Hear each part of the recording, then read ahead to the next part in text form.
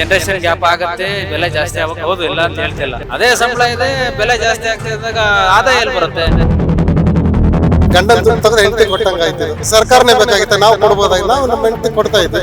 ಇವ್ರು ಫ್ರೀ ಯಾರು ಕೇಳಿದ್ರಿ ಸರ್? ಯಾರಿಗೆ ಬೇಕಾಗಿ ಫ್ರೀ ಇದು? ಏಪ್ರಿಲ್ 1ರಿಂದ ಡೀಸೆಲ್ ಬೆಲೆ ಪ್ರತಿ ಲೀಟರ್ಗೆ 2 ರೂಪಾಯಿ ಏರಿಕೆ ಮಾಡಿ ಆದೇಶವನ್ನ ಸರ್ಕಾರ ಹೊರಡಿಸಿದೆ.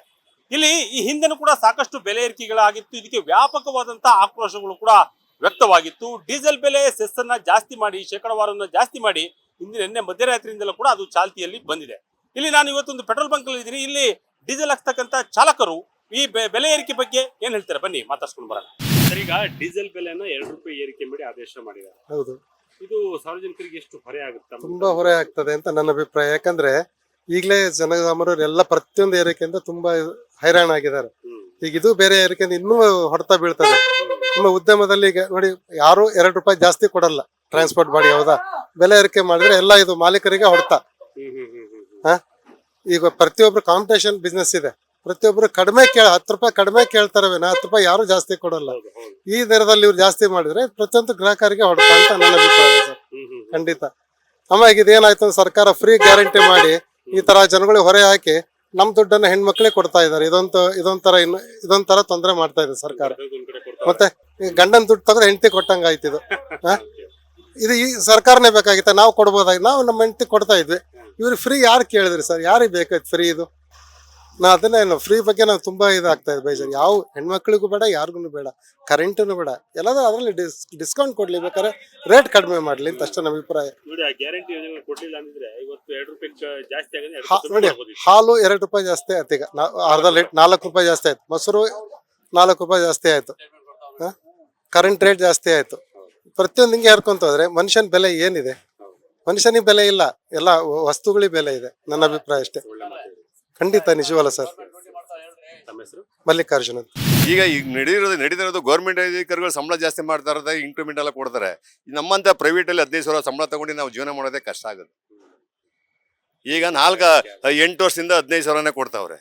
ನಮ್ಗೆ ಜಾಸ್ತಿ ಮಾಡ್ತಾ ಇಲ್ಲ. ಇಂಕ್ರಿಮೆಂಟ್ ಎಲ್ಲ ಯಾವುದೂ ಇಲ್ಲ, ರಜಾನೂ ಇಲ್ಲ, ಏನೂ ಇಲ್ಲ. ಡ್ಯೂಟಿಗೆ ಬಂದ್ರೆ ಸಂಬಳ, ಇಲ್ಲ ಅಂದ್ರೆ ಇಲ್ಲ. ಇದನ್ನ ಕೇಳೋರು ಯಾರು ಇಲ್ಲ ಅಲ್ವಾ? ಈಗ ಪ್ರತಿಯೊಬ್ಬರಿಗೂ ಅವ್ರವ್ರು ಮಾಡೋ ಜೀವನದಲ್ಲಿ ಅವ್ರಿಗೆ ಆದಾಯ ಉಳಿಸುವಂತ ಇದೇ ಇಲ್ಲ. ಈಗ 15 ಸಾವಿರ ರೂಪಾಯಿ ನಾನು ಸಂಸಾರ ಮಾಡ್ಕೊಂಡು 2 ಮಕ್ಳು ಕಟ್ಕೊಂಡು ಏನ್ ಮಾಡಕ್ಕಾಗುತ್ತೆ? ಪ್ರೈವೇಟ್ ಯಾರ ಇದು ಕೇಳ್ತಾರ? ಅವ್ರು ಆ ಸಂಘ, ಈ ಸಂಘ, ಆ ಸಂಘ ಅಂತಾರೆ. ಯಾವ ಸಂಘನೂ ಇಲ್ಲ ಸರ್. ತುಂಬಾ ಅಂತಂದ್ರೆ ಎಲ್ಲರಿಗೂ ಇದರಲ್ಲಿ ಮಿಡ್ಲ್ ಕ್ಲಾಸ್ ಅವರಿಗೆ ತುಂಬಾ ಅಂದ್ರೆ ತುಂಬಾನೇ ಹೊರೆ ಆಗ್ಬಿಡ್ತದೆ. ಆಕ್ಚುಲಿ ಎಲ್ಲರಿಗೂ ಶ್ರೀಮಂತರಿಗೆ ಇದ್ರಲ್ಲಿ ಹೊರೆ ಅನ್ನೋದು ಏನಿಲ್ಲ. ಅವ್ರ ದಿನನಿತ್ಯ ಅವ್ರು ಯಾವ್ದ್ರಲ್ಲಾರು ಬರುತ್ತೆ ದುಡ್ಡು, ಎಲ್ಲೆಲ್ಲ ಇದ್ ಮಾಡ್ಕೊಂಡು ಇದ್ ಮಾಡ್ತಾರೆ. ಮಿಡ್ಲ್ ಕ್ಲಾಸ್ ಅವ್ರ ಅಂತಂದ್ರೆ ಎಲ್ಲಾರ್ಗು ಹೊರೆನೇ ಇದು. ಹಾಲಿಂದ ಸರ್, ಹಾಲಿಂದ ಏನ್ಗ ಅವಶ್ಯಕತೆ ಇಲ್ಲ. ಅದು ಆಕ್ಚುಲಿ ಇವ್ರಿಗೆ ಏನ್ಗ ನಾರ್ಮಲ್ ಆಗಿ ಎಲ್ಲರಿಗೂ ಹಾಲು ಸಿಗುತ್ತೆ, ಎಲ್ಲರಿಗೂ ಬಡವ್ರಿಗೆಲ್ಲ ಯೂಸ್ ಆಗಿ ಮಾಡಿದ್ರೆ ಯಾರಿಗೂ ಹೊರೆ ಆಗಲ್ಲ. ಇವರು ಇದಕ್ಕೋಸ್ಕರನೇ ಇದ್ ಮಾಡಕೊಂಡ್ರೆ ಎಲ್ಲ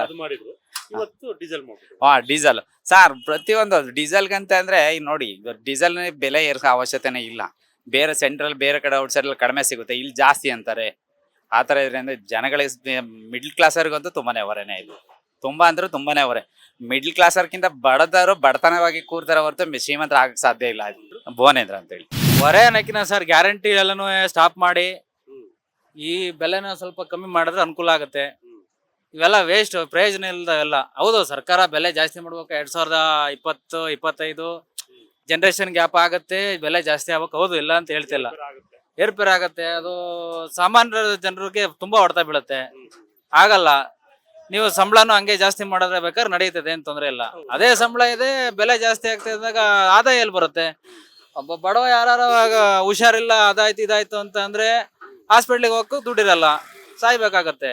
ಇದು ಪ್ರಯೋಜನ ಇಲ್ಲ ಸರ್ಕಾರ. ಇದು ಬೇಕಿಲ್ಲ. ಎಲ್ಲ ಈಗ ರೈಸ್ ಮಾಡ್ತೀನಿ ಅಂದ್ರೆ ಯಾವ್ದಾರ ಗ್ಯಾರಂಟಿಗಳು ನಿಲ್ಸಿ, ನಿಮ್ಗೆ ಹೊರೆ ಕಮ್ಮಿ ಆಗತ್ತಲ್ಲ. ಏನಿಲ್ಲ ಎತ್ತಿಲ್ಲ, ಒಂದು ಬ್ಲೈಂಡ್ ಮೈಂಡ್ ಅಲ್ಲಿ ಸರ್ಕಾರ ಮಾಡ್ತೀನಿ ಅಂದ್ರೆ ಕಷ್ಟ ಆಗತ್ತೆ. ಈಗ ಮನೆದು ತಗೊಂಡಿದ್ರು ಮನೆಯಲ್ಲಿ ಬಜೆಟ್ ಇರಬೇಕು. ನಾನು ಮಕ್ಕಳು ಇದಾರೆ, 6 ಜನ ಮಕ್ಳು ಇದಾರೆ ಅಂತ ಹೇಳಿ ಎಲ್ಲರಿಗೂ ಆಯ್ತು ಅಂತ ಹೇಳಿ ಅಪ್ಪ ಅದನ್ನೆಲ್ಲ ಕೊಟ್ಬಿಟ್ರೆ ನಾನು ಕೊನೆಗೆ ನನ್ನ ಬಕ್ಕಸನೇ ಖಾಲಿ ಆಗೋದು. ನಾನು ಸಾಲನೇ ಮಾಡ್ಬೇಕಾಗತ್ತೆ ಇನ್ನೊಬ್ರ ಹತ್ರ, ಪಕ್ಕದ ಮನೆ ಹತ್ರ. ಅವ್ನು ಬೈತಾನೆ. ಸರ್ಕಾರ ಹಂಗೆ ನಡೀತಾ ಇದೆ. ಮಕ್ಳಿದಾರೆ ಅಂತೇಳಿ ಫ್ರೀಯಾಗಿ ಕೊಟ್ಬಿಟ್ಟು ಅವ್ರ ಹತ್ರ ಕೆಲಸ ಮಾಡ್ಸಿಲ್ಲ ಅಂದ್ರೆ ತುಂಬಾ ಕಷ್ಟ.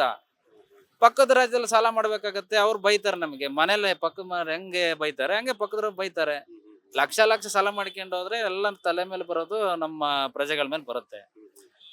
ಅಷ್ಟು ಪರಿಸ್ಥಿತಿ ಈಗ ಎದುರಾಗಿದೆ. ಅದಕ್ಕೆ ಆದಷ್ಟು ನನಗನ್ಸಿದ ಮಟ್ಟಿಗೆ ಆದಷ್ಟು ಹೆಂಗಲ್ಲಿ ಸ್ವಲ್ಪ ಯೂತ್ಸ್ ಎಲ್ಲ ಸ್ವಲ್ಪ ಯೋಚನೆ ಮಾಡೋರು ಸರ್ಕಾರದ ಮೇಲೆ ಕೂತ್ಕೊಂಡು ಅನುಕೂಲ. ಎಲ್ಲ ಕೂತಿರಲ್ಲ ಎಲ್ಲ ಇದು ವಿದ್ಯಾಭ್ಯಾಸ ಇದ್ರೂ ಸಮೇತ ಯೋಚನೆ ಮಾಡೋ ಶಕ್ತಿ ಸ್ವಲ್ಪ ಕಮ್ಮಿ ಅಂತ ನನ್ನ ಅಭಿಪ್ರಾಯ ಅಷ್ಟೇ. ದರ ಇಳಿಸ್ಲಿ ಅಂತ ಆಗ್ರಹ ಮಾಡ್ತೀರಾ? ಹೌದು ಸರ್, ಇಳಿಸಬೇಕು. ಇಳಿಸಿಲ್ಲ ಅಂತಂದ್ರೆ ಎಲ್ಲ ಜಾಸ್ತಿ ಮಾಡಿ, ಈಗ ಗೂಡ್ಸ್ ಎಲ್ಲ ಟ್ರಾನ್ಸ್ಪೋರ್ಟ್ ಎಲ್ಲ ಇದೆ, ಅದು ಜಾಸ್ತಿ ಮಾಡಿ, ಬಾಡಿಗೆ ಜಾಸ್ತಿ ಮಾಡಿ, ಎಷ್ಟಾರ ಇರಲಿ ಜಾಸ್ತಿ ಮಾಡ್ಕೊಳ್ಳಿ, ಪರವಾಗಿಲ್ಲ. ಆಮೇಲೆ ಸಂಬಳ ಇದೆ, 500 ರೂಪಾಯಿ ಸಂಬಳ ಇರೋದನ್ನ 1000 ಮಾಡಿ. ಸರ್ಕಾರಿ ನೌಕರರಿಗೆ ಅವ್ರು ಬರುತ್ತೆ ಅಂದ್ರೆ ಎಲ್ಲ ಈ ತರ ಮಾಡ್ಕೊಂಡು ಹೋದ್ರೆ ಲಂಚ ಕೈ ಒಡ್ಲೇಬೇಕು, ಒಡ್ತಾರೆ, ಸಹಜ ಅದು. ನೀವು ಸರಿಯಾಗಿ ಎಲ್ಲ ಒಂದು ಮಾರ್ಗದಲ್ಲಿ ಹೋದ್ರೆ ಎಲ್ಲ ಸರಿ ಹೋಗುತ್ತೆ. ನಾವು ಮಾಡ್ಬಿಟ್ಟು ಇನ್ನೊಬ್ರಿಗೆ ಬೈಯಕ್ ಹೋದ್ರೆ ಸರಿ ಹೋಗೋದಿಲ್ಲ. ಇಷ್ಟು. ನಮ್ಮ ಹೆಸರು ಹರೀಶ್ ಅಂತ ಹೇಳಿ. ಅದೇ ರಿಸ್ಕ್ ಇವಾಗ. ಅದಕ್ಕಿಂತ ಏನಿಲ್ಲ ಸರ್, ಏನು ಸಿಗಲ್ಲ ಇವಾಗಲ್ಲ. ಅದೆಲ್ಲ ಮಾಡಿದ್ರೆ ಲಾಸ್ ಆಗುತ್ತೆ. ಲಾಸ್ ಆಗುತ್ತೆ ಕನ್ಫರ್ಮ್ ಆಗಿ. ನೋಡಿ, ಹಲವಾರು ದರ ಏರಿಕೆಗಳು, ಅಂದ್ರೆ ಹಾಲಿನ ದರ, ಎಲ್ಲ ಅದೇ ಸರ್, ಅದೇನೆ ಎಲ್ಲ ಏರ್ತಾ ಇದೆ. ಡ್ರೈವರ್ಗಳಿಗೆ ಬಹಳ ಲಾಸ್ ಇದೆ. ಡ್ರೈವರ್ಗಳಿಗೆ ಪ್ರಾಬ್ಲಮ್ ಬರೋದು, ಯಾರಿಗೂ ಇಲ್ಲ ಡ್ರೈವರ್ಗಳಿಗೆ. ಯಾಕಂದ್ರೆ ಡ್ರೈವರ್ ಎಲ್ಲದ್ರಲ್ಲೂ ಇದು ಮಾಡೋದು. ಅದಕ್ಕೇನು ಆಟೋ ನೋಡಿ, ಆಟೋ ತಂದ್ರೆ ಆಟೋ ಡ್ರೈವರ್. ಆಟೋ ಡ್ರೈವರ್ಸ್ಗಳದೆ ಇದು. ನನ್ನ ಪ್ಯಾಸೆಂಜರ್ ಗಾಡಿದು ಇನ್ನೂ ಬೇಜಾರದು. ಅದು ಗ್ಯಾಸ್ ಬೆಲೆನೂ ಜಾಸ್ತಿ ಇದೆ, ಡೀಸೆಲ್ ಬೆಲೆನೂ ಜಾಸ್ತಿ ಇದೆ. ಅದಕ್ಕೆ 10 ಲೀಟರ್ ಮಿನಿಮಮ್ ಅಂದ್ರೆ ಗಾಡಿಗೆ ಹಾಕ್ಸ್ಲೇಬೇಕು. ಅದೇನೆ 7-8 ಲೀಟರ್ ಆದ್ರೆ ಮೇಲ್ಗಡೆ ಹಾಕ್ಸ್ಬೇಕು ನಮ್ಮ ಗಾಡಿಗೆಲ್ಲ. ಯಾಕಂದ್ರೆ ಸಿಟಿ ಸರೌಂಡಿಂಗ್ ಅಲ್ಲಿ ಓಡಿಸೋದಲ್ವಾ, ಅದಕ್ಕೇನೆ. ಮುನಿಸ್ವಾಮಿ ಅಂತ. ನೋಡಿದ್ರಲ್ಲ ವೀಕ್ಷಕರೇ, ಇಲ್ಲಿ ಡೀಸೆಲ್ ಬೆಲೆ ಏರಿಕೆ ಮಾಡಬಾರ್ದಾಗಿತ್ತು. 2 ರೂಪಾಯಿ ಏರಿಕೆ ಮಾಡಿ ಸಾರ್ವಜನಿಕರ ಮೇಲೆ ದೊಡ್ಡ ಹೊರೆಯನ್ನ ಸರ್ಕಾರ ಹೊರಿಸ್ತಾ ಇದೆ. ಇದು ಕೂಡಲೇ ಹಿಂಪಡಿತಕ್ಕಂಥ ಕೆಲಸವನ್ನ ಸರ್ಕಾರ ಮಾಡಬೇಕು. ಜೊತೆಗೆ ಗ್ಯಾರಂಟಿ ಯೋಜನೆಗಳಿದೆಯಲ್ಲ, ಆ ಗ್ಯಾರಂಟಿ ಯೋಜನೆಗಳ ಬಗ್ಗೆನೂ ಕೂಡ ಜನರು ಆಕ್ರೋಶವನ್ನ ಹೊರಹಾಕಿದ್ರು. ಕ್ಯಾಮರಾ ಪರ್ಸನ್ ತೇಜ್ ಜೊತೆ ಶಂಕರ್ ನಾಗೇತೂರು, ವಿಜಯ ಕರ್ನಾಟಕ, ಬೆಂಗಳೂರು.